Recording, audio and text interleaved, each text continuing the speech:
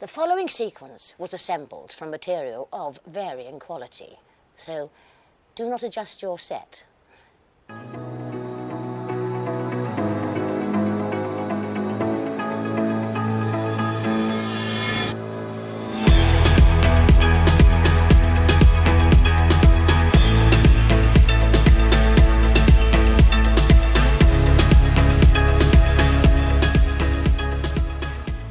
I mean, great season, as I said, season 22 was a really good season for you. And, you know, you got to work with Patrick Troughton, which for me, you know, he's again, I mean, the number of the early classic doctors that I will always just go like that with. But Patrick, such a kind man.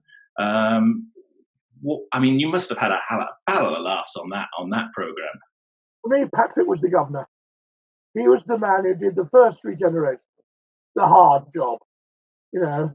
If he hadn't done that job as well as he did, we wouldn't be having this conversation. And I would not only be out of work, I'd be poor as well, because I would never pay the doctor. And I knew him because I shared a flat with David, his son, when I was a young actor. And when David got married, I met Pat then. And he was just a lovely, quiet, humorous, clever actor. So we got on really well, and he and I and Fraser and Nicola got on well. We filmed in Spain. They had trouble with the wigs and makeup, which went for some reason to Denmark, I think, instead of coming to Spain. So we had 2 days when we had no costumes, so there was not much we could do apart from, it was hell. Sit by the pool in the hotel near Seville and play, you know, that game where you have your companion on your shoulders and you wrestle another couple who've got the same, so you can, well, I lucked out on that one because I had Nicola sitting on my shoulders and Pat had Fraser. Then they changed it the other way around. But I didn't force Nicola to carry me. But that was fun, and Pat was just funny, you know. He called me Miss Piggy. I think he did it in the show, and it stuck. Well, yeah, I'm sure you're not going to take offence by it particularly because it's obvious a joke there. But you can sense the fun on that one. Actually, you can just sense that Patrick's enjoying being back, and he had that sort of twinkle in his eye, and he and Fraser just seemed to just bounce off each other so well during that one. And we would tip him out of his wheelchair. You know, it was that kind of, not Patrick's wheelchair.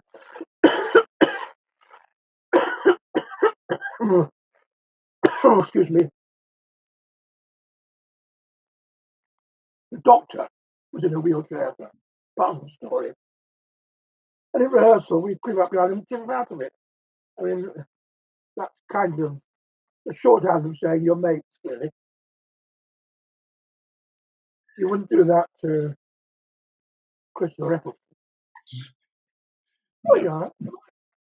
Health and safety would probably have something to say about it these days. Not at all. You used to get away with all sorts years ago that you can't get away with anymore. Oh, that's so true. In fact, season 22, in many respects, it started off with quite a violent story with Attack of the Cybermen as well, actually. So you topped and tailed a challenging season there because you had that sort of quite graphic violence going on in the tomb side of it. You know, and it was a great opening story. In some respects, I see that more as your opening story than I do Twin Dilemma. Yeah, I have mixed feelings about the whole violence debate in relation to Doctor Who. Yes, of course, the Doctor, by his nature, should abhor violence and should not use violent means to achieve, however wonderful the ends are, the ends he's looking for. However, there are times when strength becomes more important than brain, and strength sometimes manifests itself by doing things that can be construed as. I was accused of pushing people into an acid bath, But there were people who came rushing at me. I dodged out the way, and they plunged into the acid bath that they were trying to push me in. Now, clearly, that's not a nice thing to happen. But the acid bath was there. The people were there. The doctor was about to be bathed in it. Yes, I made a joke. Forgive me if I don't join you. But in extremeness, we all make little jokes about things that are otherwise painful. The only way you can get through, really. And I mean, even in the Bible, and again, I don't want to offend anybody who's a Christian, but Jesus got crossed in the temple with the moneylenders and threw all their stuff over and chucked them out. So you can be good and use a little bit of violence. That's acknowledged everywhere. So I don't think my doctor was any more violent than any of the others. No, I'd agree there. Unfortunately, the violence aspect in some respects led to it being one of the reasons or one of the excuses that they decided, if you like, to have that sort of break in seasons when the almost the not season, if you like, didn't happen. So one of the reasons they gave was the violence, and it was, they needed to have a think about it. Were you aware at the time that there was that sort of growing feeling on the show, and that the next season itself was going to not be made then, essentially? Well, not while we were making the first season, but certainly, what's her name? The anti-violence Mary Whitehouse was very vociferous around that time. And the single Doctor Who out is one of the most violent programs. And literally, never having seen it myself, having been told. And I think the internal politics of the BBC were more complicated than was apparent at the time. And I think it's possible, and one of my colleague doctors had a conversation with somebody in the upper echelons of the BBC at the time, who basically said they would try and get rid of all full-time staff. And the only producer who was still a staff producer that was left was John Nathan Turner. They wanted to be able to control so that every job you brought in a producer, then if you didn't like it, you send him off again. And he was a star producer. And they were trying to persuade him to walk, and he didn't, because he wanted to carry on doing it. So they kept chucking stuff in his way, like you're too violent, or get rid of that doctor, get another one. And eventually, they pulled the program. But I think the other thing that goes on is that a program that's been on very late at the time, nobody who's there in charge can claim credit for it. And they've got all their new ideas they want to put on instead. And while Doctor Who is doing well, they can't put on their wonderful new idea. So it's a dilemma. And it was a shame, because actually the sort of troubles behind the scenes, if you like, the sort of pushes and pulls, if you like, of the organisation of the BBC, gave the show an 18-month break at a time when I don't think it really needed it. It had gone back to Saturday nights. It was 45-minute format, which was reasonably popular. And it was gathering a momentum through season 22. I think that had you carried straight in and gone for the standard break and gone into 23 on the pace you were at, I think you would have definitely got 3 or 4 years out of the character. Yeah, and indeed, when I was taken up to see David Reed, when they offered me the part, he said, "We don't want you disappearing after 3 years. Will you commit for 4?" And I said, "Yes." That'll teach me, won't it? When it came back, of course, then obviously the series had undergone almost another change again. So it went back to 25-minute episodes, and you had the sort of 14-episode arc that was all sort of interlinked between it. And it felt like altogether a different show again. What was your feeling of the Trial of the Time Lord season? I'm not sure I like the trial bit, because it became too self-referential. It was, Doctor Who commenting on itself. The programme's on trial, so we'll put the Doctor on trial. Again, there were things going on there between the producer and the script editor and various writers, all of which I was oblivious of at the time. I hadn't got a clue. There is this myth around that a lead actor in a series has power. You can tell when they do have power because their name appears as executive producer, which means on series 9, in order to get them to stay on, they've been given that title, even though they probably don't do very much. Nonetheless, their value is, so they have to ask their opinion how you would like your character to go. I never had that conversation with anyone. And Eric Saywood, who was the script editor, spent a lot of time complaining and moaning.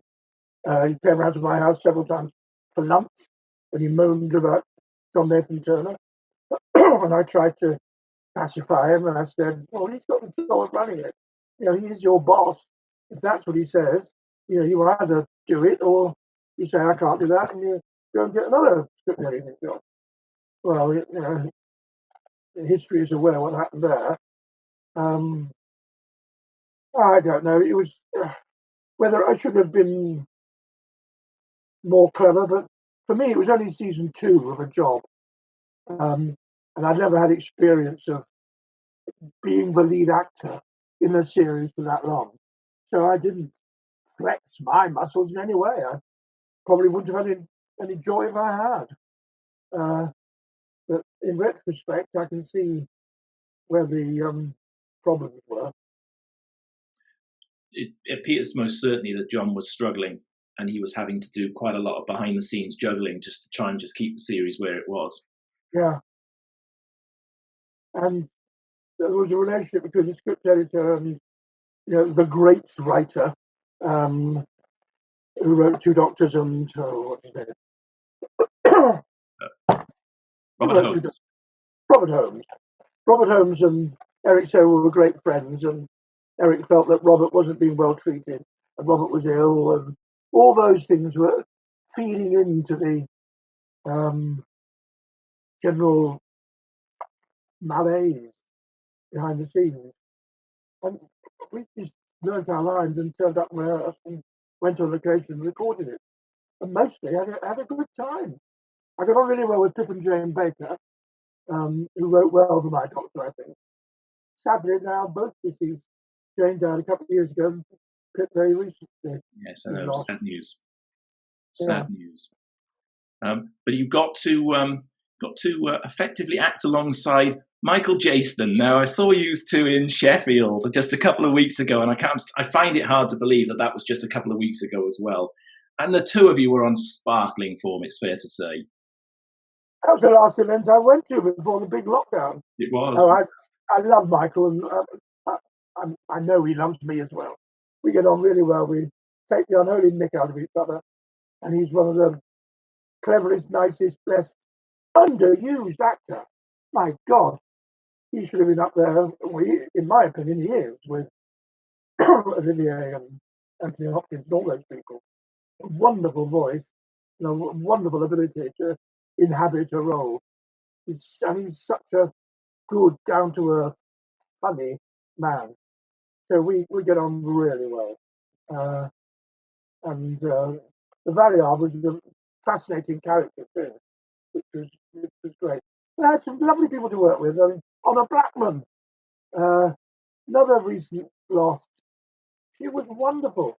I don't know whether I speak to her or not, but I hope I didn't. But she's the oldest woman I ever found attractive, because she was about 90 when she was doing that. I thought you were gorgeous, I thought. I mean, you were blessed, absolutely, with a great number of guest supporting actors, actually, because it was John's feel was to almost try and bring sort of names into the show alongside it to, again, give that extra popularity. John Nathan Turner got a lot of criticism for his kind of showbiz idea of casting Doctor Who, like getting people like Ken Dard in with Peter and Well, Bonnie Langford was criticised. Bonnie's a great actress. Just because she's done musicals doesn't mean to say she won't make a good Doctor Who companion. And she did, and she was. No, she was most definitely, and I think time tells its own. Again, time tells its own story. You look back at these stories in retrospect, and we're doing that right now on the Blu-rays. And for me, I don't think there was a foot wrong in quite a lot of the decisions that John took in his tenure as producer. Yeah, I think if you remove all prejudice, if all the people who have expressed the opinions I have expressed had their memories wiped and then started watching the whole thing again, I don't think the Sixth Doctor would fare as badly as he has done because of where he fitted in to the history of Doctor Who. And I would say that, wouldn't I? I know, but No, it was bad timing. I've rewatched them because doing video commentaries. I thought that's not a good story actually, and I can forget it was me now because as you can see on the screen, these are two different people up here. It's like watching somebody else, and I enjoy it. And it's like when I listen to the Big Finish audios, because the turnaround on those is much quicker. And about 5 years later, I listened to them, and I've completely forgotten the story. And how the hell is he going to get out of that? And hey, presto, it does. I've got to be honest, I'm going to be a bit of a geek for a second. I've been sat here throughout the whole of the interview, and all I can think about is the Blinovich limitation effect, that I've got two doctors in the same space at the same time on the other end of my screen. How a real thing, Blinovich? Or is it not sure, to be honest with you. It's a great phrase, though. It's a well-used phrase by me. I use it anytime I'm in jeopardy, I think. So at what point did you know? You need to watch the OA. Have you seen the OA? I haven't, but I'll pick up on your recommendation. Parallel universes. Oh, I love all that sort of thing. Parallel universes, and particularly when I'm a big Star Trek fan as well. I know I shouldn't mention the two in the same breath, but I love the parallel universe stuff that they do in Star Trek. So I've done one of them as well. Star Trek Continues. Yes, indeed, you have. That's right. I like it actually. I think what they're doing is brilliant. It's almost a recreation, but it's brilliant, isn't it? But what he is doing is continuing the original series, which was never finished. Apparently, I didn't know this.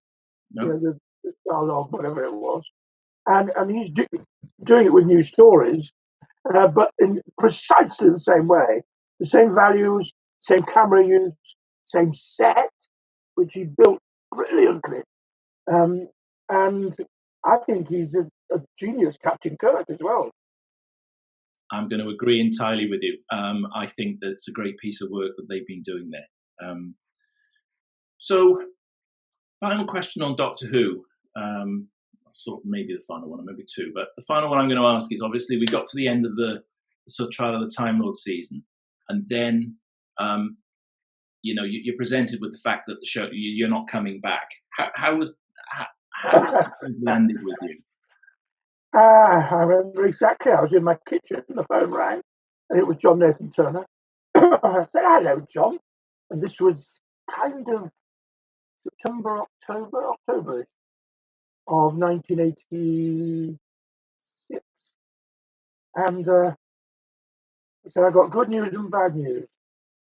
Promise you. I have forgiven him for this." I said, "Oh, well, what's the good news?" He said, "Well, the series is coming back." I said, "Oh, is it? Oh, brilliant. What's the bad news?" He said, "I've got to replace you." Oh, I'm sorry, he said. I argued, but they insist that it's time for a new doctor. I loved him dearly. He could have put that better. It's my fault. I should have asked for the bad news first. No, that wouldn't have made it any better, would it? No, I suppose it would have been. The bad news would be the series is coming back for you because you're not in it. What's the good news? There wasn't any. it just topped really a very difficult and very turbulent time, really, I suppose, didn't it, for you? Yeah. So it was a kind of minor heartbreak, really, because I was certainly enjoying it. But, nothing goes on forever.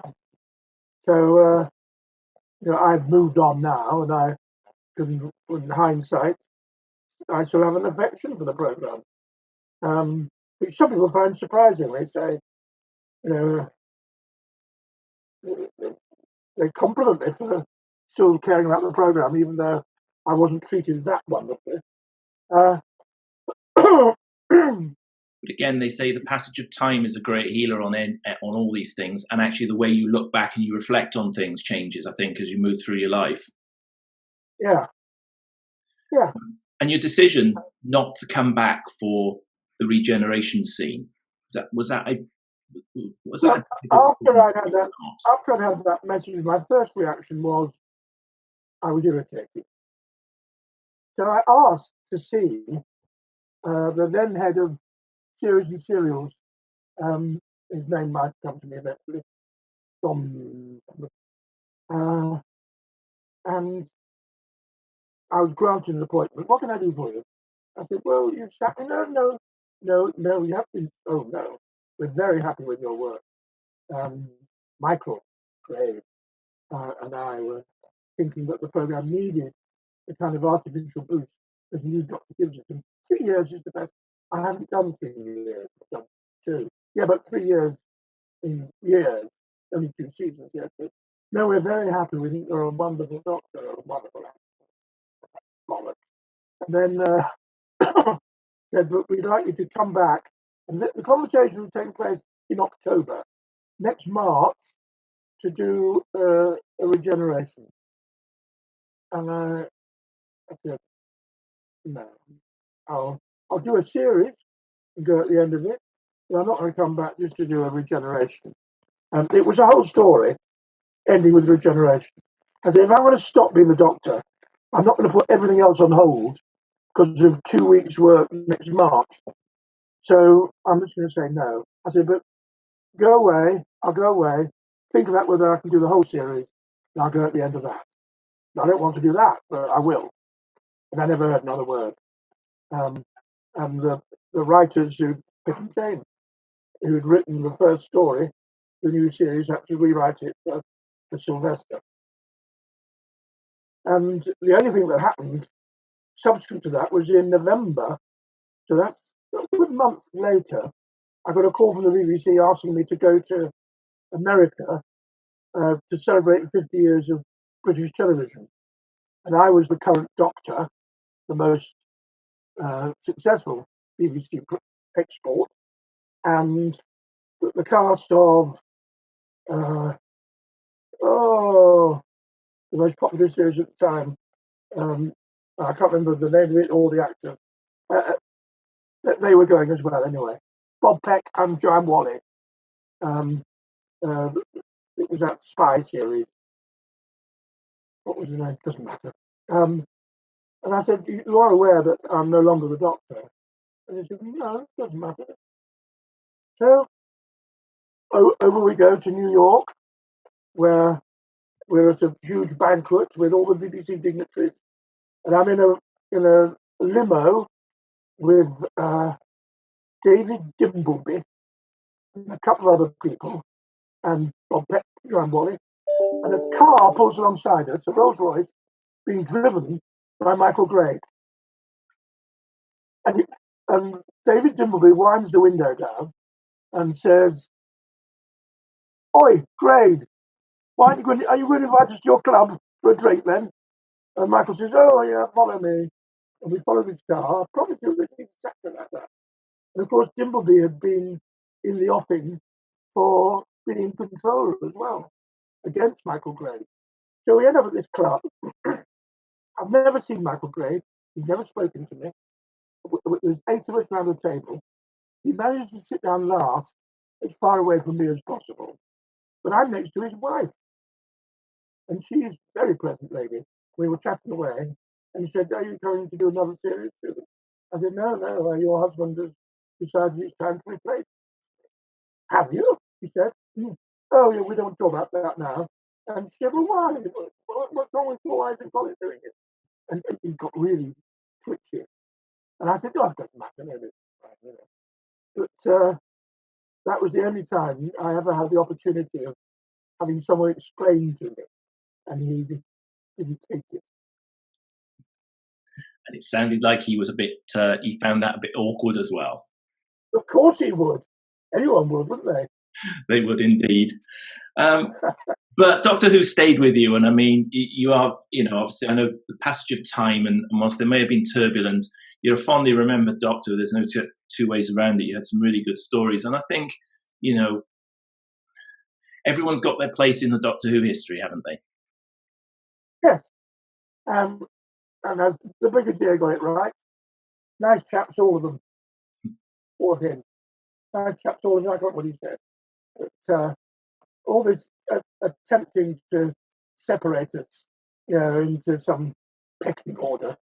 We are all part of the greater whole. And I think the current Doctor is wonderful. About time we had a female Doctor. Absolutely, 100%. Even though there now appears it's probably about 700 Doctors out there if you look at the new storyline that they've developed. But well, I hope they're not all going to turn up at conventions. It'll be like all those conventions where there's those people who say that they were in Star Wars, in a costume. One of the stormtroopers. There's more stormtroopers signing autographs than there were ever on screen. And it could be the same with Doctors. Oh, I was the 97th Doctor. I can't wait. Don't give them the ideas, please, because it'll happen. Don't do it. Let's stay as it is. Books, isn't it? You came back and did a very quick skit with for the 50th anniversary, and I loved it, and I think you got involved with the Five-ish Doctors reboot, and you just looked like that was just a laugh from the minute it started to the minute it ended. And I take my hat off to Peter Davison for coming up with the idea, but writing it, even though we all fiddled a bit, but he wrote it, and getting it past the BBC, getting them to do it. I think it maybe the son-in-law was useful in that respect, but we got it made, and he resisted all attempts, and there were several attempts to make it different to what it was.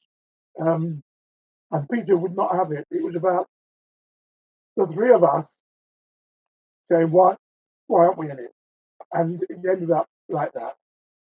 And I think I've watched that more times than I've ever watched anything else that I've been in. And it makes me laugh every time. And there's just some wonderful moments in it. John Barrowman letting Mickey being ripped out of him so wonderfully.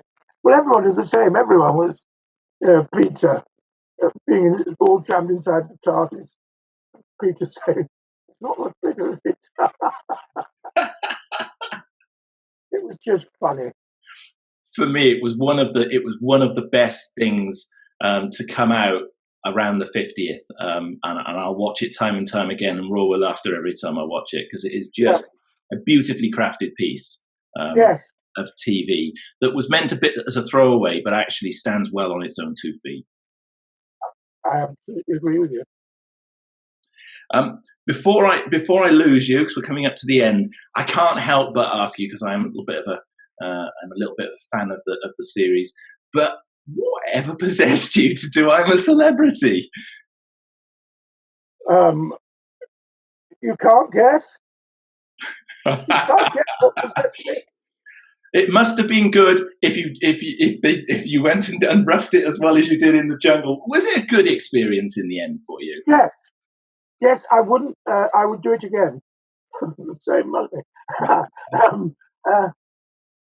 I paid off my mortgage when I came back.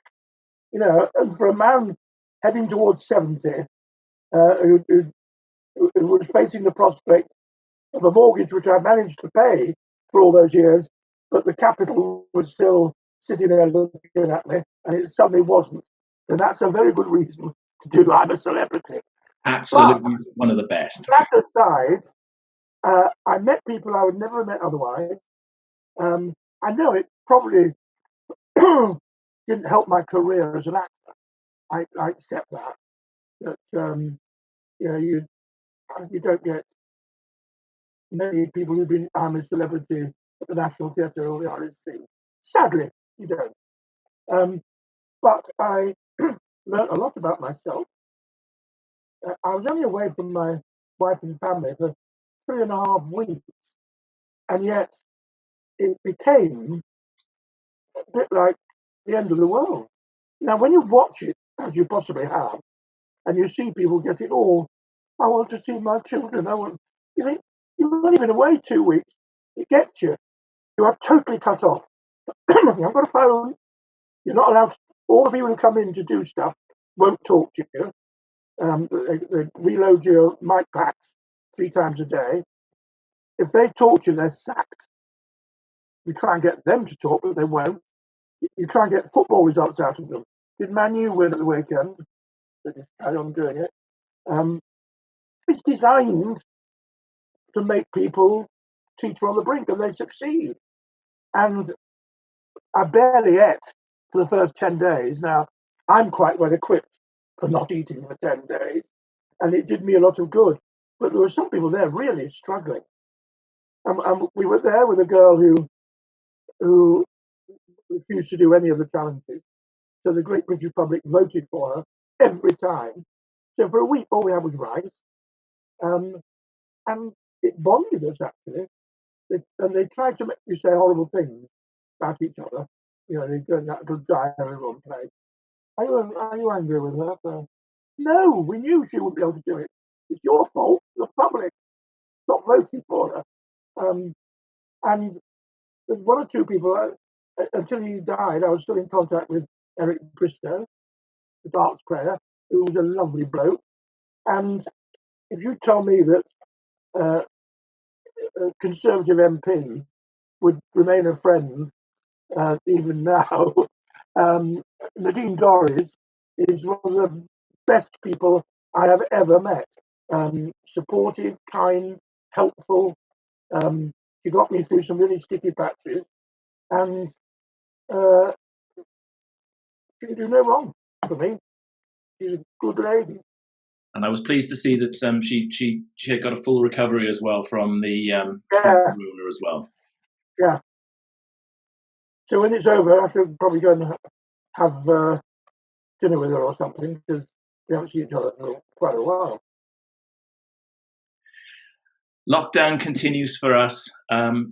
Hopefully you've enjoyed coming and recounting these stories for us.